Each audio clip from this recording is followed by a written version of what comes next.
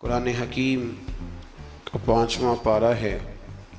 अल्लाह तबारक व तआला ने इसके बिल्कुल आगाज़ में इस बात को बयान फरमाया है कि जब तक औरत किसी एक शख्स के निकाह में हो, दूसरे के साथ उसका निकाह नहीं हो सकता। गोया कुरान मजीद ने एक उसलूब ये बयान किया कि एक वक्त में एक खामन के निकाह में तो चंद बीवियाँ हो सकती हैं, लेकिन ये मुमकिन नहीं है कि एक औरत के दो शोहर हों। हाँ, जो लौंडियाँ हों उस ज़माने में जिनका चलन मौजूद था, उस हवाले से अल्लाह ताला ने गुंजाइश अता फरमाई। इसी तफसील को पहले रुकू के अंदर मुख्तलिफ़ अंदाज में बयान किया गया और ये बतलाया गया कि इस्लाम हर ख्वाहिश को पूरा करने के लिए पाक, साफ़ और जायज़ रास्ता अता करता है। तो उसके मानने वालों को ये चाहिए कि वो कभी भी कोई गैर फितरी, गैर अखलाकी अमल न करें, जिससे कि ये महसूस हो कि ये वो लोग हैं शायद जिनकी तरबियत नहीं की गई। अल्लाह तबारक व तआला ने बहुत सारी बातें इरशाद फरमाने के बाद इसी पारे की आयत नंबर 28 के अंदर इरशाद फरमाया कि युरीदुल्लाहु अन युखफ्फिफ अन्कुम। फरमाया अल्लाह ताला चाहता है कि तुम पर पाबंदियों का बोझ हल्का करे। अल्लाह करीम की रज़ा ये है कि तुम्हें आसान दीन दिया जाए, आसान दीन। पाबंदियों का बोझ तुम पर क्यों? इसलिए खुद ही बयान फरमाता है, फरमाया व खुलिकल इंसानु दईफ़ा, इसलिए कि हमने इंसान को कमज़ोर पैदा किया है। रब फरमाते हैं कि मैंने चूँकि पैदा किया है तो मैं इसकी सलाहियतों को जानता हूँ, तो मैं इसे कोई ऐसी शरीयत नहीं दूँगा, कोई ऐसा दीन नहीं दूँगा। मुसलमानों, तुम पर कोई ऐसा बोझ नहीं डाला जाएगा जो तुमसे उठाया ना जा सके। अल्लाह तबारक व तआला ने जितने भी हमें अहकाम अता किए ना, वो नमाज पढ़ने से लेकर जिहाद करने तक, ज़कात देने से लेकर हज करने तक, जितने भी अहकामात दिए हैं सारे बंदा मोमिन के लिए बड़े आसान, सारे बंदा मोमिन के लिए बड़े आसान।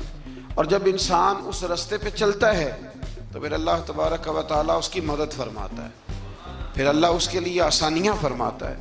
आप ये गौर फरमाइए कि हज के मौके पर बहुत सारे लोग ये कहा करते हैं कि हज एक मुशक्क़त का काम है, एक जद्दोजहद का काम है, एक ख़ास हिम्मत वाला आदमी इस काम को सर अंजाम देगा। लेकिन आपने ये भी बड़ी बारीकी से मुलाहिज़ा फरमाया होगा कि बड़े ज़ईफ़ुल उम्र लोग हज करने जाते हैं, कमज़ोर लोग हज करने जाते हैं, लेकिन ऐसा कभी नहीं हुआ कि कोई ये कहे कि हज की मुशक्क़त के रास्ते में किसी का इंतकाल हो गया। वो जब बुलाता है तो फिर मदद भी बड़ी ही फरमाता है, फिर करम भी बड़ा ही फरमाता है। इस्लामी अहकामात जितने हैं, ये फ़हम व फ़िरासत के करीब बात है, इसको समझ लें। जितने भी इस्लामी अहकामात हैं वो सारे अल्लाह तबारक व तआला ने अता ही तब किए हैं कि जब रब जानता है कि ये लोग इस अमल को कर गुजरेंगे। ये रमज़ान शरीफ आता है तो बहुत सारे लोग ऐसे हैं जो कहते हैं जी हम मजदूरी करते हैं, गरीब लोग हैं, हमारे लिए बड़ी दुश्वारियां हैं, हमें जद्दोजहद करनी पड़ती है, तो रोज़ा रखना हमारे लिए बड़ा दुश्वार है। तो कोई बीच में से ऐसा रास्ता निकल आए कि जिस रास्ते से हम बच जाएं, तो मैं कहा करता हूं कि उतनी सख्त मजदूरी आज का कोई बंदा भी नहीं करता जितनी अरब के मजदूर सख्त मजदूरी किया करते थे। कोई पहाड़ नहीं तोड़ता, कोई आदमी ऐसा नहीं है कि जो चक्की उस तरह सख्त अंदाज में पीसता हो, कोई भी वो कठिन काम नहीं जो अहले अरब करते थे। लेकिन जनाब बिलाल हबशी ने कभी कोई रोज़ा भी नहीं छोड़ा। हज़रत सलमान फ़ारसी रज़ी अल्लाह ताला अन्हु की आप सारी सीरह मुबारक पढ़ लें, अपने रोज़मर्रा के मामलात के बावजूद, एक तो है रमज़ानुल मुबारक, अलावा रमज़ान के भी उनकी जो नफली इबादत होती थी वो भी एक बहुत बड़ा मकाम रखती। तो बिला वजह लोग परेशान हो जाते हैं। और हमारे ज़माने में तो कानों को हाथ लगा लगा के लोग कहते हैं कि ओ हो माज़अल्लाह जी, बड़ा मुश्किल है दीन पे अमल करना, बड़ा मुश्किल है। वजह सिर्फ इतनी है कि कोशिश नहीं करते, तवज्जो नहीं करते, جس کو یہ اپنے لیے آسان سمجھ رہے ہوتے ہیں وہ کام ان کے لیے مشکل ہوتا ہے، اور جو چیزیں اللہ نے آسان کر دی ہیں وہ بہرحال آسان ہوتی ہیں۔ پھر تھوڑا آگے جائیں گے تو اللہ کریم نے اسی پارے میں ارشاد فرمایا کہ ایک دوسرے کا مال ناجائز طریقے سے نہ کھاؤ۔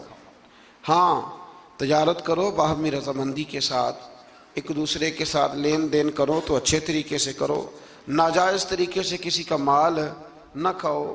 اس کی تفسیر میں ایک حدیث ہے مسند امام احمد بن حنبل میں، نبی کریم صلی اللہ علیہ وسلم نے فرمایا کہ جس شخص نے ناجائز طریقے سے مال کمایا ہے نا، یہ اسی کا تھا، اسی کا نصیب تھا، جس نے کما لیا اسی کا تھا۔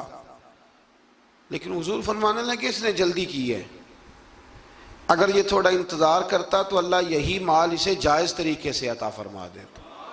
اس نے جلد بازی کا مظاہرہ کیا ہے، غلط طریقہ اختیار کیا اس کو حاصل کرنے کا، اس نے اچھا نہیں کیا۔ تو ناجائز طریقے سے مال، آپ اندازہ فرما لیں کہ دنیا میں کتنے ایسے لوگ ہیں، کتنے کہ جو کہتے ہیں کہ ہم زندہ بھی دوسروں کے مال پہ ہیں، ہمارے پاس جو بنیادی رقم ہے تجارت کرنے کے لیے وہ بھی لوگوں کی ہے۔ لوگ چاہتے ہیں کہ دوسروں کے مال پر وہ اپنا قد اونچا کریں، اللہ تبارک و تعالیٰ نے اس بات سے سختی کے ساتھ منع فرما دیا۔ آیت نمبر 31 کے اندر اللہ تبارک و تعالیٰ نے ارشاد فرمایا کہ بڑے گناہوں سے بچنا، کبیرہ گناہوں سے بچنا، جو چھوٹے گناہ ہوں گے وہ تو اللہ اپنے فضل سے معاف فرما دے گا، لیکن تم کبیرہ گناہوں سے بچنا۔ کبیرہ گناہ کون سے ہیں؟ قتل سے بچنا، بہتان ترازی سے، پاک باز لوگوں پر بہتان لگانا کبیرہ گناہ، کبیرہ گناہ، قتل کبیرہ گناہ ہے، اور بہتان ترازی حدیث صحیح میں موجود ہے۔ ہمیں بالکل نہیں پتا ہوتا کہ سامنے والے کے معاملات کیا ہے، لیکن ہم بہتان لگا دیتے ہیں، اور شریعت کے اندر باقاعدہ اس کی حد رکھی گئی ہے، کوڑوں کی سزا رکھی گئی ہے۔ جب تک آپ کو تحقیق نہ ہو جائے، میرے نبی کریم علیہ السلام نے فرمایا کسی شخص کے جھوٹا ہونے کے لیے اتنا ہی کافی ہے کہ سنی سنائی بات آگے بیان کر دیتا ہے، یہ جھوٹا ہے، اس کو چاہیے تھا اس کی تحقیق کرتا۔ اسی طریقے سے یتیم کا مال کھا جانا، یہ رمضان شریف آئے گا تو بڑے سارے لوگ چندہ لینے کے لیے میدانوں میں نکلیں گے، بڑے سارے لوگ یتیموں کا نام لیں گے، بیماروں کا نام لیں گے، کمزوروں کا نام لیں گے، مدارس کا نام لیں گے۔ اللہ سے ڈرنا چاہیے۔ اللہ کریم نے جو میرے اور میرے بچوں کے حصے میں رکھا ہے وہ کوئی دوسرا چھین سکتا نہیں، لیکن انداز غلط اختیار کرنا، اس سے انسان کا نقصان ہوتا ہے۔ کبیرہ گناہوں میں اس کو رکھا گیا۔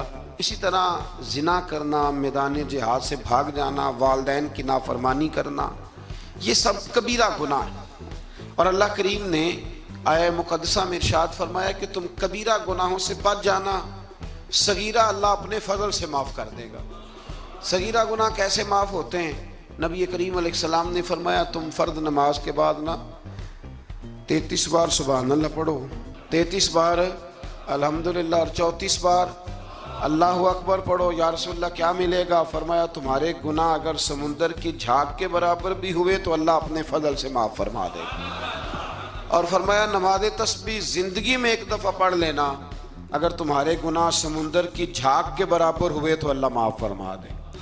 بہت سارے ایسے وظائف، بہت سارے ایسے اعمال، لیکن ان سے صغیرہ گناہ معاف ہوتے ہیں، کبیرہ گناہ ان سے معاف نہیں ہوتے۔ تھوڑا سا آگے چلیں گے تو اللہ تبارک و تعالیٰ نے حکم دیا ہے کہ اللہ کی عبادت کرو، لیکن فقط عبادت کر کے اپنے آپ کو مطمئن نہ کرو، بلکہ اس کے ساتھ حقوق بھی ادا کرو۔ وَاعْبُدُوا اللَّهَ وَلَا تُشْرِكُوا بِهِ شَيْئًا، اللہ کی عبادت کرو اور اس کے ساتھ کسی کو شریک نہ ٹھہراؤ، اور اس سے آگے بھی بڑھو۔ وَبِالْوَالِدَيْنِ إِحْسَانًا، اپنے والدین کے ساتھ احسان کرو۔ یہاں مفسرین نے بیان کیا کہ یہ نہیں کہا گیا کہ والدین پر احسان کرو، والدین کے ساتھ احسان کرو، ان کے ساتھ اچھا رویہ اختیار کرو۔ حضرت قاضی صاحب